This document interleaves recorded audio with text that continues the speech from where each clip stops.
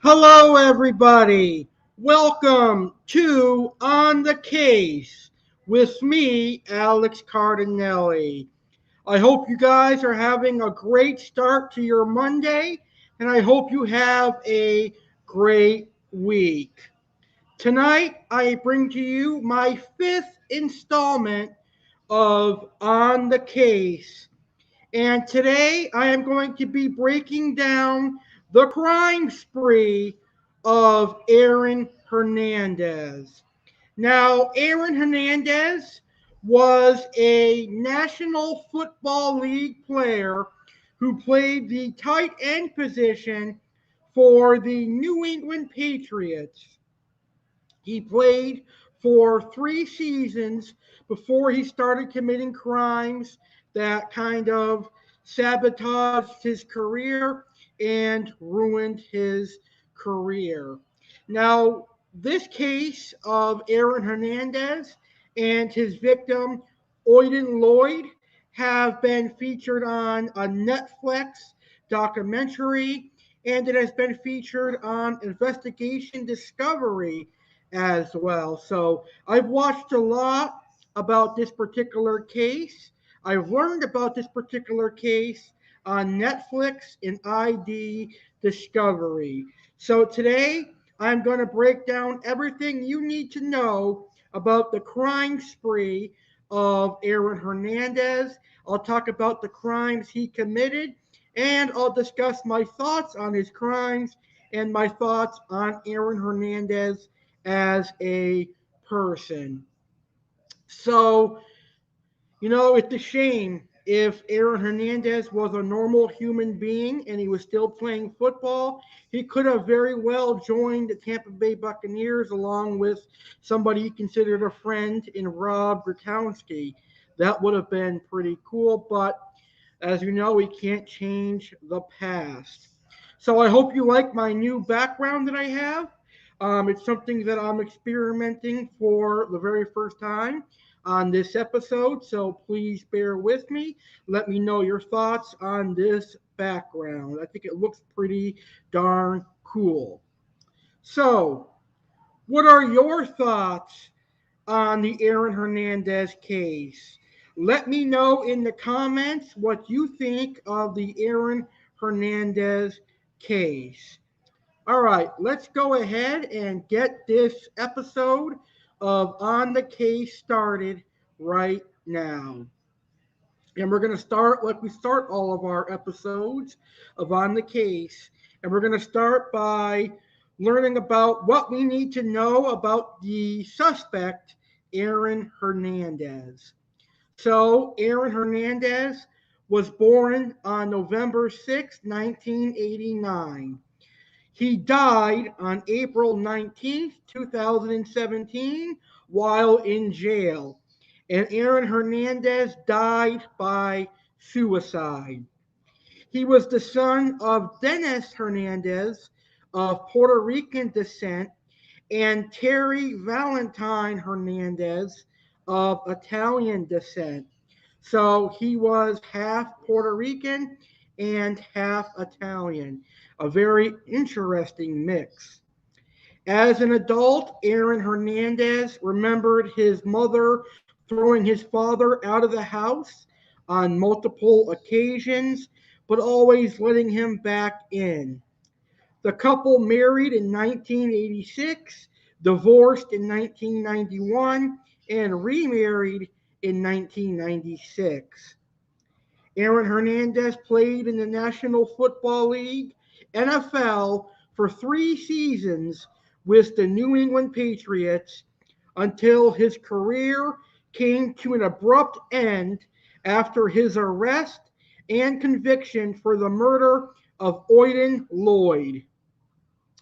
Hernandez was selected by the New England Patriots in the fourth round of the 2010 NFL Draft. Alongside teammate Rob Gronkowski, he formed one of the league's most dominant tight end duos, becoming the first pair to score at least 5 touchdowns each in consecutive seasons for the same team. He made one Super Bowl appearance at Super Bowl 46 exactly 10 years ago between the Patriots and Giants. During the 2013 offseason, he was arrested and charged for the murder of Odin Llyod, a semi-professional player who was dating the sister of Hernandez's fiancee. Following his arrest, Hernandez was immediately released by the Patriots.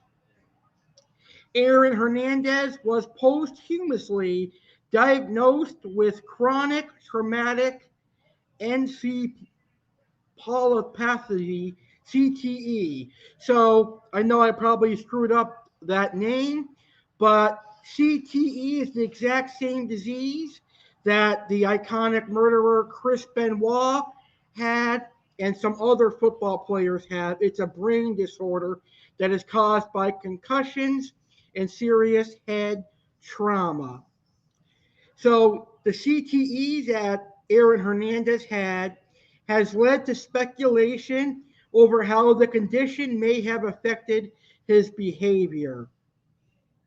Aaron Hernandez had an older brother, Dennis Johnson Jr., known as DJ. Their father pushed them to excel, including through sports, but was often abusive towards both the boys and their mother.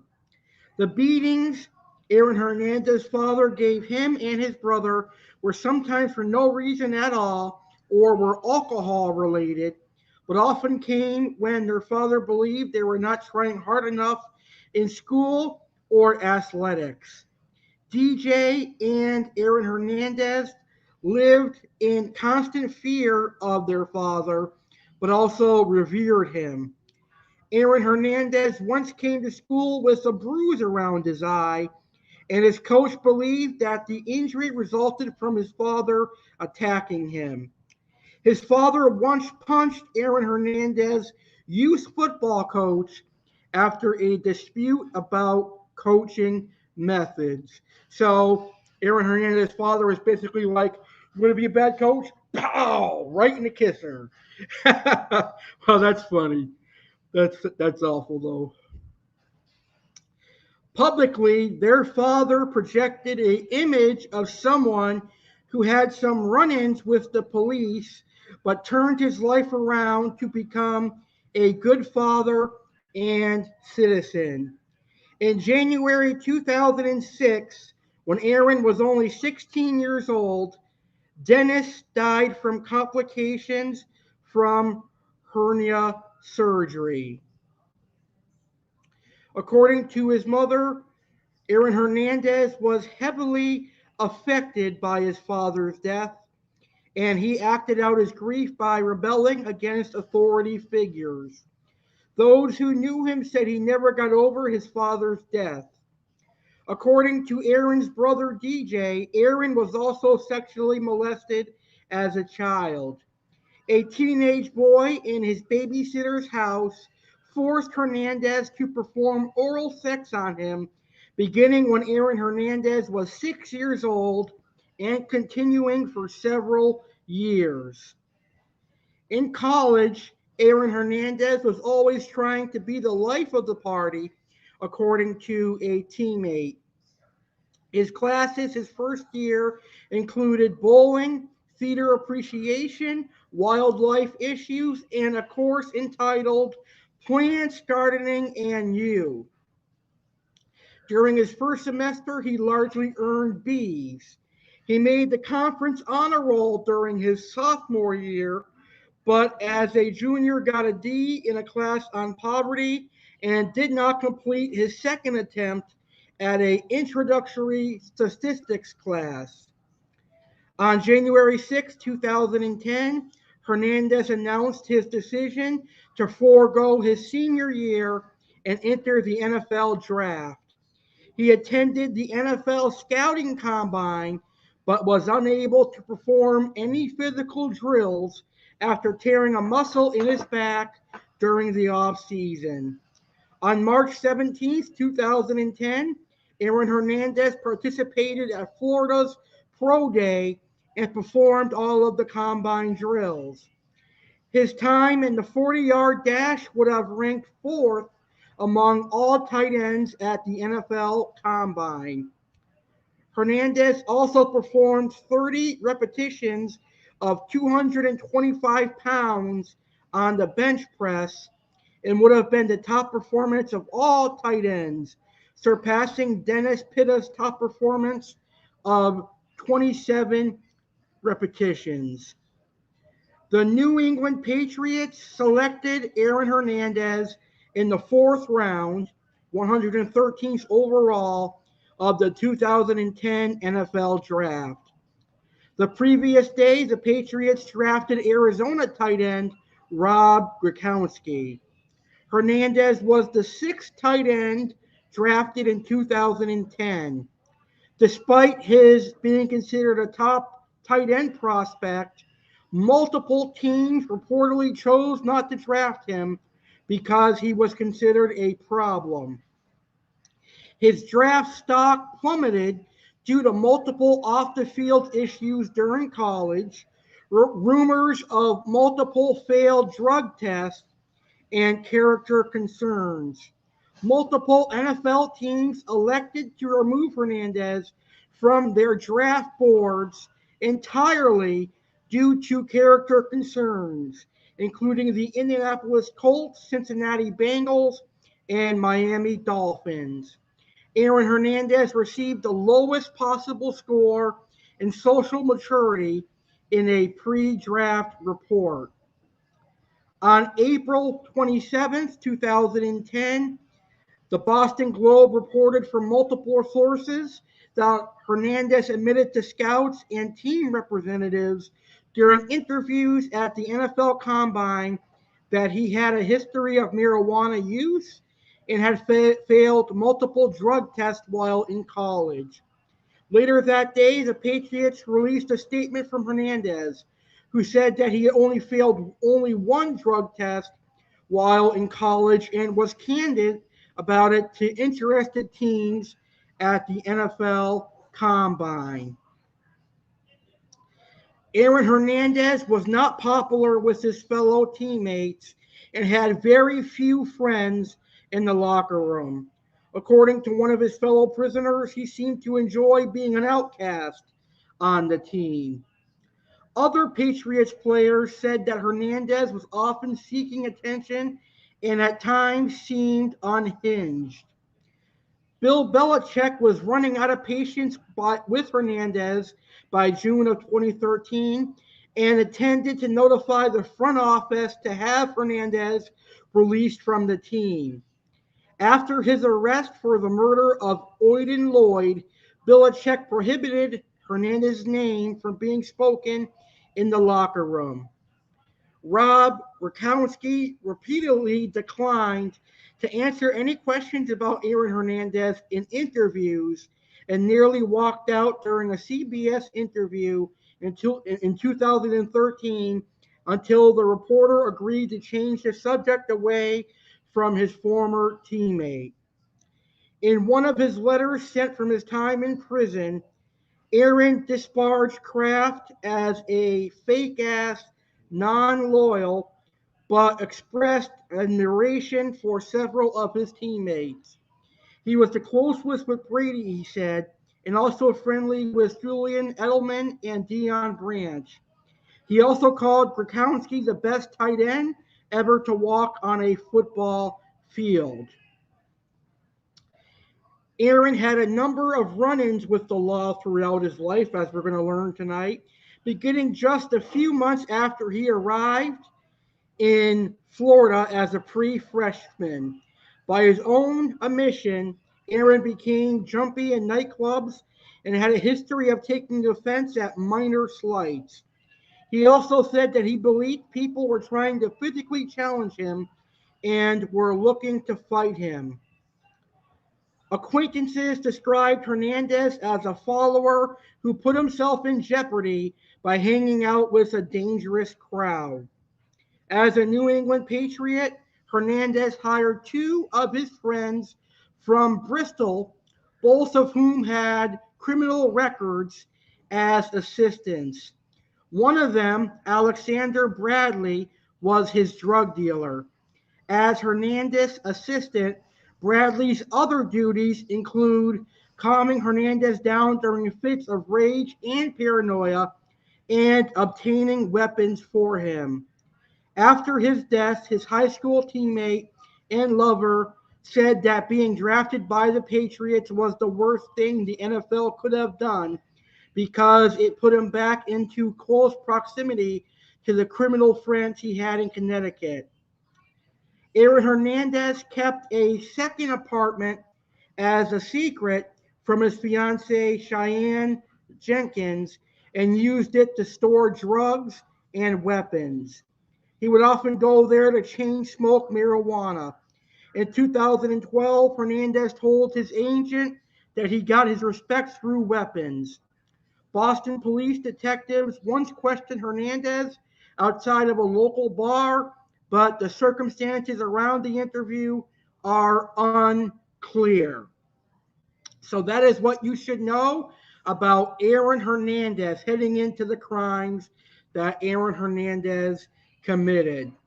All right, so now we're going to learn about all the crimes that Aaron Hernandez committed. So let's get right into the crimes that Aaron Hernandez committed. Some of these crimes aren't major crimes. However, the murder of Odin Llyod, which we're going to get into later on in the show, is a major crime. So let's get right into the crimes of Aaron Hernandez.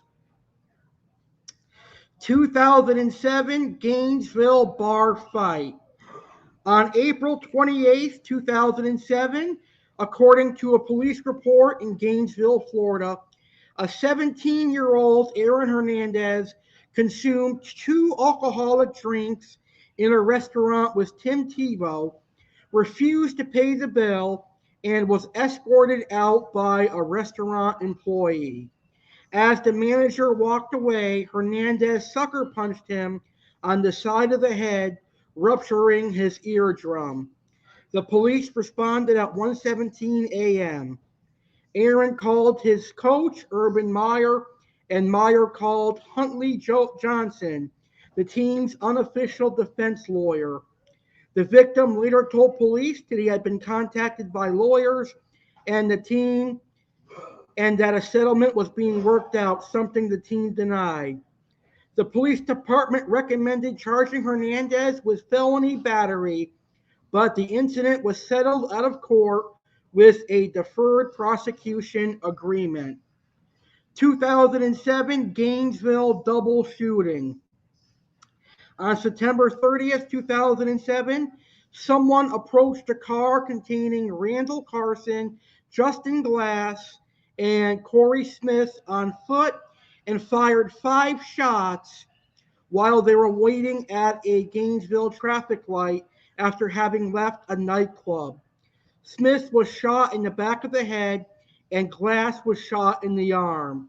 Both men survived. Carson, a back seat passenger, was unharmed and told police that the shooter was a Hawaiian or Hispanic male with a large build, weighing about 230 pounds and having many tattoos. He picked a photo of Hernandez out of a police lineup. The police told Meyer's personal assistant that they wanted to see Hernandez and two teammates immediately. Detectives kept pushing coaches to bring the players to the station, but they did not arrive for 4 hours. In the interim, the players spoke with Johnson, the attorney who often represented players. The other players cooperated with the police, but Hernandez invoked his right to counsel and refused to talk to police. When police walked into the room to speak to Aaron Hernandez, the last of the players to be interviewed, they found him with his head down on the table and sleeping, a posture they said was unusual for someone in the middle of a shooting investigation. No charges were filed at the time, but due to his 2013 arrest and subsequent conviction for the murder of Odin Llyod, Massachusetts authorities contacted police in Florida to try to determine whether Hernandez was suspected to have a role in the 2007 shooting. Detective Tom Mullins, who was assigned to reinvestigate the shooting, concluded that Hernandez was not the trigger man. 2011 Plainville fight. At 3:45 a.m. on April 30th, 2011, police responded to a fight in front of Aaron's rented townhouse in Plainville, Massachusetts. A high school friend had been pulled over earlier in the evening after driving Hernandez home from a Boston bar. The driver was weaving in and out of lanes and traveling at 120 miles per hour in a work zone and on a highway with a speed limit of 55 miles per hour. The Massachusetts state trooper who pulled the car over did not arrest the driver because he recognized the passenger, which was Aaron Hernandez. The Plainville police also recognized Hernandez and told the two to go indoors. 2012 Boston double homicide. Aaron Hernandez was investigated in connection with a double homicide that took place on July 16, 2012, near the Kier Lounge in Boston's South End.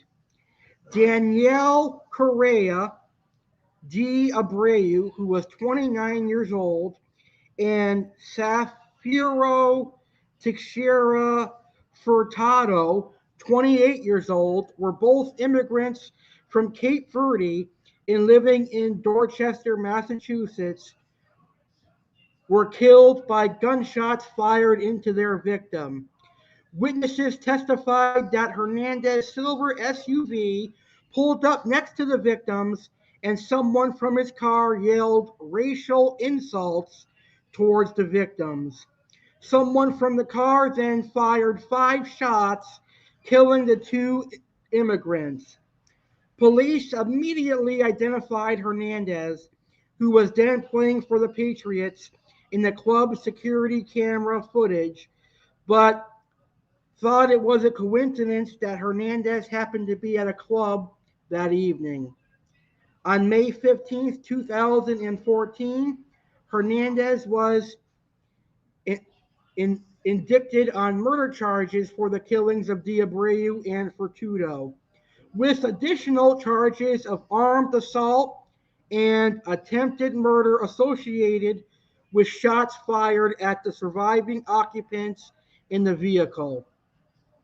The trial began March 1st, 2017.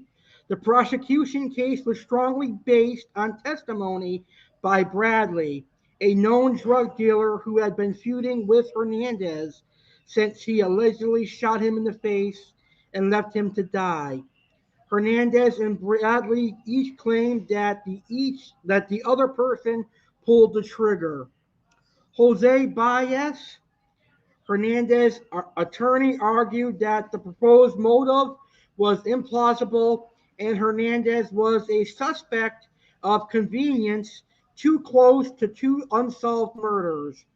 Bradley alleged that Hernandez was infuriated after the victim spilled a drink on him at a nightclub several hours before the shooting and killed them in retaliation. Security camera footage confirmed that Hernandez was in the club for less than 10 minutes.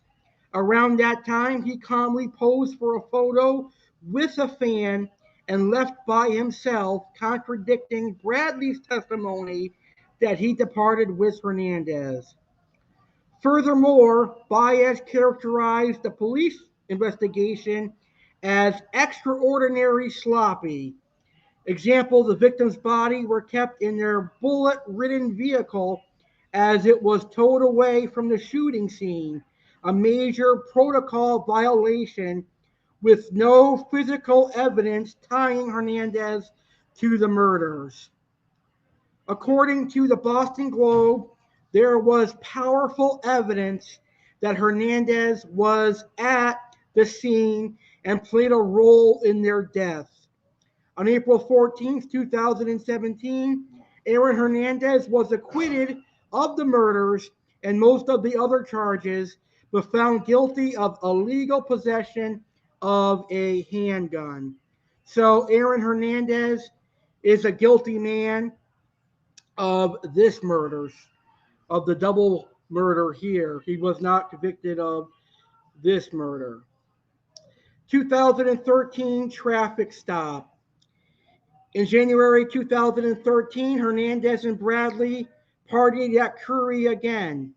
At 2:20 a.m., Bradley was pulled over on the Southeast Expressway after his vehicle speeded at 105 miles per hour. According to the state police, he was wobbly drunk. Hernandez tried to get his friend out of trouble by saying, "Trooper, I am Aaron Hernandez. It is okay." However, Bradley was still arrested for drunk driving. 2013 Miami shooting of Alexander Bradley. In February of 2013, Aaron Hernandez, Bradley, and several others visited a Florida strip club where they rang up a $10,000 bill. Wow. Hernandez began to worry about two men sitting across from them, thinking they were plainclothes Boston police officers. Wow, how idiotic is that? Two plainclothes Boston police officers are going to fly all the way to Florida. Bradley later recalled telling Hernandez that they were probably tracking the pair as part of their investigation into the double murder outside the Curry. Hernandez and Bradley had a troubled relationship at this point.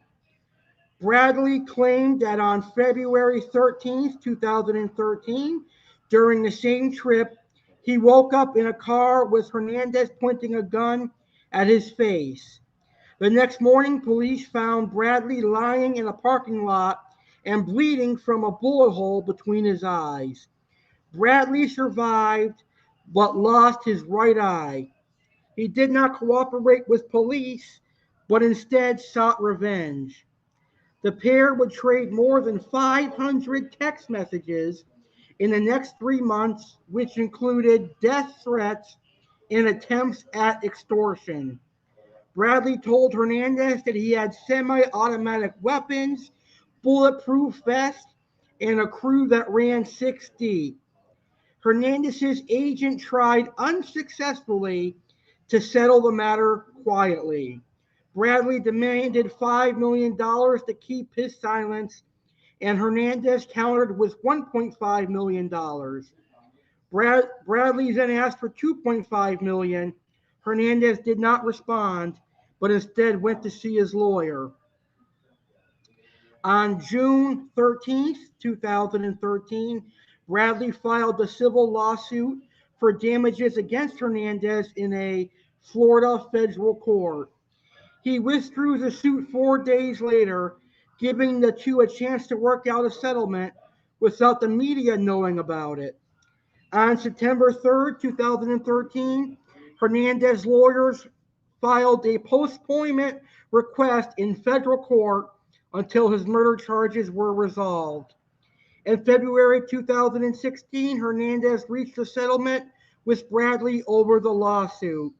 The terms of the settlement were never disclosed.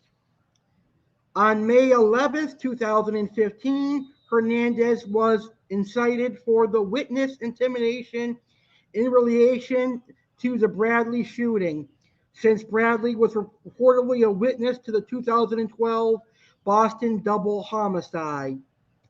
The intimidation charge for Hernandez carried a maximum penalty of 10 years in prison. This charge was included in Hernandez's trial for the double homicide, which began on March 1st, 2017.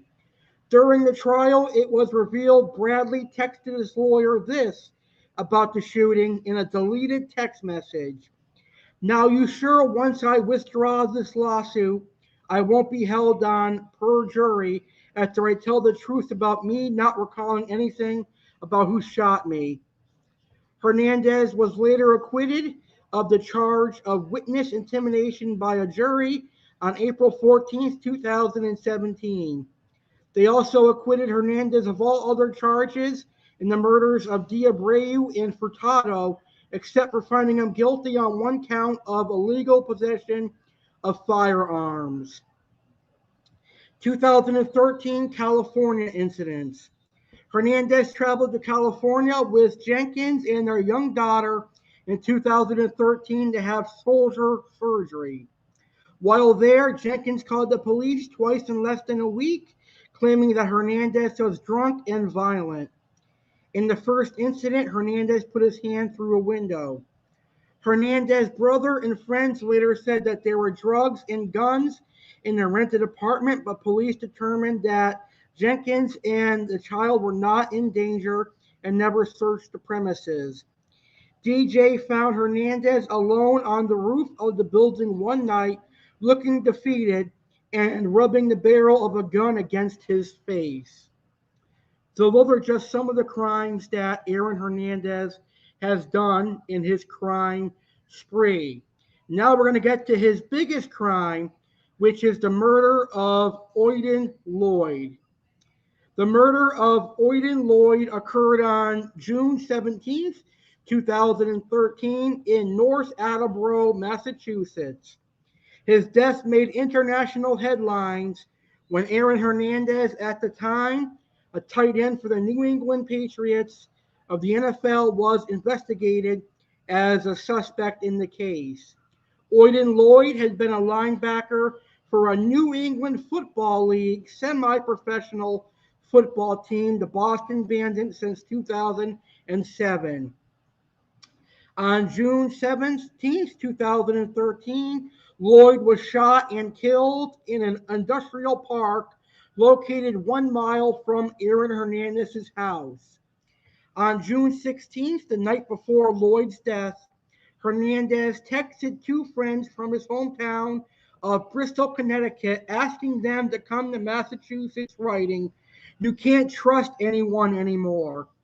In the early morning hours of June 17th, Llyod was riding as a passenger in Aaron Hernandez's car. He texted his sister, "Did you see who I am with?" And when his sister replied, he replied, "NFL." Lloyd's last text to his sister read, "Just so you know." His sister later said that she thought he was bragging. Based on an upheld defendant's attorney objection, the court dismissed the text as a testimony, saying there was insufficient evidence that Llyod feared for his life. Prosecutors repeatedly said that Llyod and Hernandez were in contact just 10 days before his death concerning a bag of marijuana. Furthermore, keys to a car that had been rented by Hernandez were allegedly found in Lloyd's pocket. Prosecutors believe Llyod recently said something to Hernandez that destroyed his trust, giving Hernandez a motive to kill. On June 26, 2013, Hernandez was charged with first-degree murder in addition to 5 gun-related charges. Patriots released Hernandez from the team about 90 minutes later before officially learning the charges against him. 2 other men were also arrested in connection with Lloyd's death. So, Aaron Hernandez was found guilty of murdering his friend, Odin Llyod, which is very sad. On August 22nd, 2013, Aaron Hernandez was indicted by a grand jury for the murder of Llyod. He pled not guilty on September 6, 2013. On April 15th, 2015, he was found guilty of murder in the first degree, a charge that Massachusetts automatically carries a sentence of life in prison without any possibility of parole. He was also found guilty of 5 firearm charges. A motive for the murder was never definitively established. Police investigated the possibility that Llyod may have learned of Aaron Hernandez's bisexuality and that Hernandez was worried that Llyod might out him to others. But regardless whether or not he's bisexual or not, or straight or even gay, doesn't give you the right to kill anybody. So Aaron Hernandez got sentenced to life in prison without the possibility of parole, and he died in prison as he committed suicide. All right. So that is the Aaron Hernandez case. I have to say this has been the longest on the case episode that I've ever hosted, but hopefully you guys enjoyed it. I don't know why my camera's acting up right now. Weird. All right, so now I'm going to get to my thoughts on the Aaron Hernandez case. You know, at first, I thought Aaron Hernandez was somebody that was a decent person but had a troubled past. But nonetheless, all the stuff he did, there really is no excuse. I think Aaron Hernandez needed mental help, but he never got it. And instead, the stuff he did just kept getting worse and worse. It went from bar fights to having guns, doing drugs, and ultimately murdering his best friend, Odin Llyod. Whether or not he is gay or bisexual is irrelevant because if Odin Llyod did tell people that he was bisexual, people would have supported him nonetheless. I am quite sure of that. So murdering his friend is not an excuse. So at the end of the day, Aaron Hernandez is a murderer, and he was in jail, and he's where he belonged. So that's my thoughts on Aaron Hernandez. Wow, my Wi-Fi is really acting up here. So I'll see if I can get that fixed. But there we go. My Wi-Fi is a lot better now. All right. So that's this week's episode of On the Case with Alex Cardinale. I hope you enjoyed learning about Aaron Hernandez and the murder of Odin Llyod. I was actually a senior in high school in 2013 when this case happened, and I can't believe it's almost 10 years already. Time flies by. But next week, I have another awesome case that I'm going to talk about. Well, not awesome, it's a tragic case, but another good case. And this case is one that shook America to the core. Next week, I'm going to talk about Richard Farley, who was a mass shooter from 1988. He killed a lot of people after he stalked a woman named Laura Black. So next Monday, January 24th, 2022, at 10:30 p.m. Eastern, 7:30 p.m. Pacific, I will talk about the Richard Farley mass shooter case right here on the Case with Alex Cardinale, right here on my YouTube channel the legendary Alex Cardinale. All right, we've reached the end of this episode.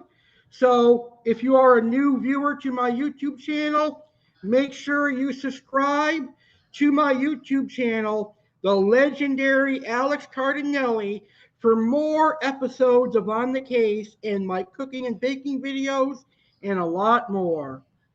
All right, guys, stay safe out there. And I hope you enjoyed this video, fellow detectives. I'll see you next Monday as I discuss Richard Farley. Have a great week, everybody. And I'll see you next week for next week's edition of On the Case.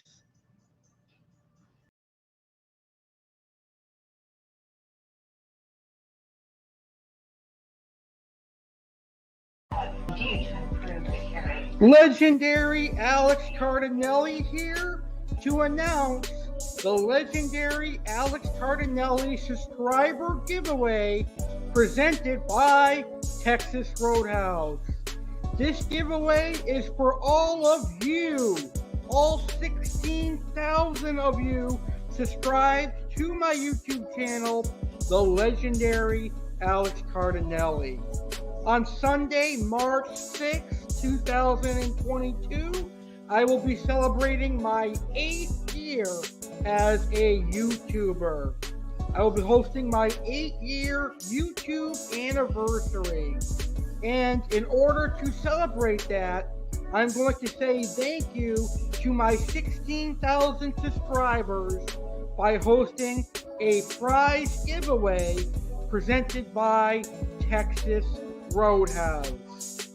The prize for this giveaway is a customized $75 Texas Roadhouse gift card signed by yours truly, the legendary Alex Cardinale.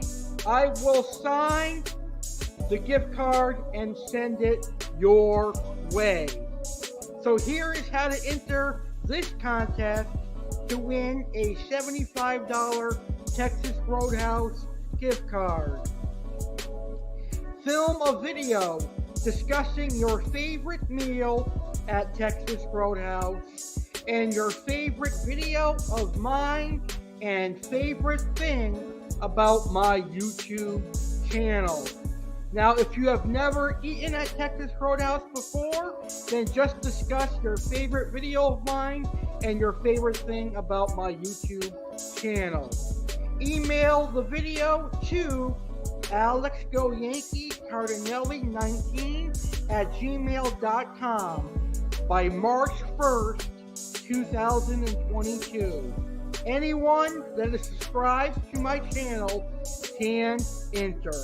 So I suggest entering so that you can have an all-exclusive entree, appetizer, and dessert, and maybe even a margarita at Texas Roadhouse, courtesy of the legendary Alex Cardinale. So enter right now. Deadline for entry is Tuesday, March 1st, 2022. All video entries will be uploaded to my YouTube channel and the legendary Alex Cardinale subscriber giveaway playlist. Video with the most likes and views wins. The winner will be announced live on March 6th, 2022 during my 8-year YouTube anniversary. Good luck, everybody. Enter now. Remember, entry's deadline is March 1st. Stay legendary, everybody.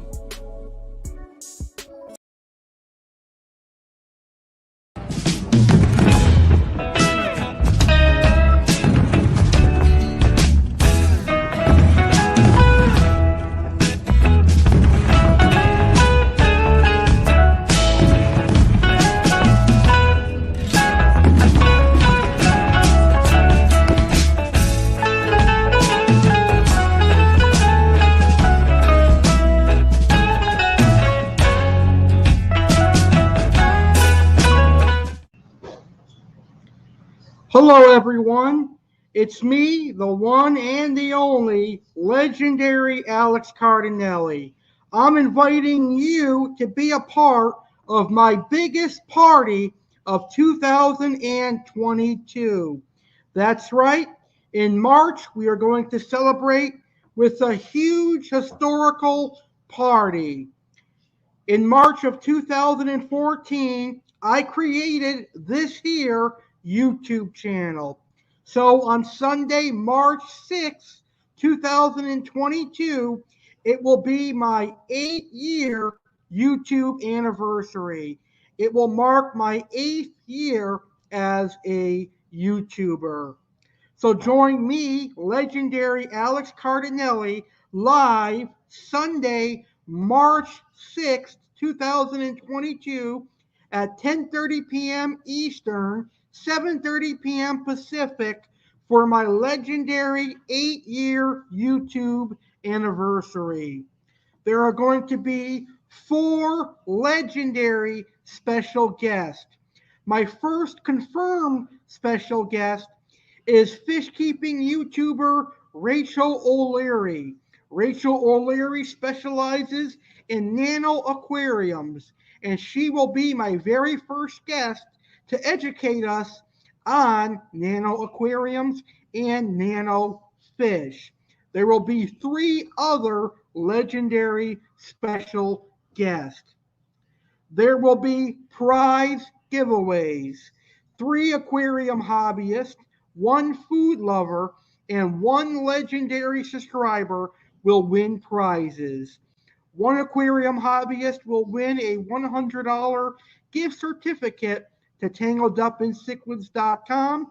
1 legendary aquarium hobbyist will win a $100 gift certificate to Aquatic Rarities, aka Malone's Monsters, and 1 aquarium hobbyist will win aquarium supplies courtesy of Little Egypt Aquarium Club.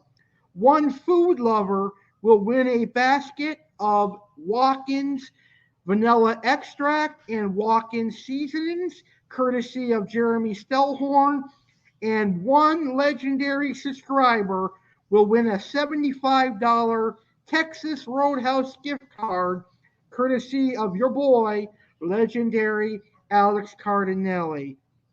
All you need to do is enter the prize giveaways. So on each episode of legendary Alex Cardinale here on my YouTube channel, stay tuned for the promos to see how you can enter the prize giveaways and how you have the chance to win any of these awesome prizes that will be given away on Sunday, March 6th as part of my 8-year YouTube anniversary.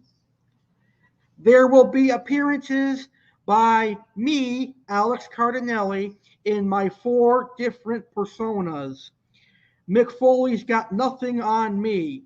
There will be appearances from legendary Alex Cardinale, Aqua Alex Cardinale, Chef Alex Cardinale, and WWE fanboy Alex Cardinale.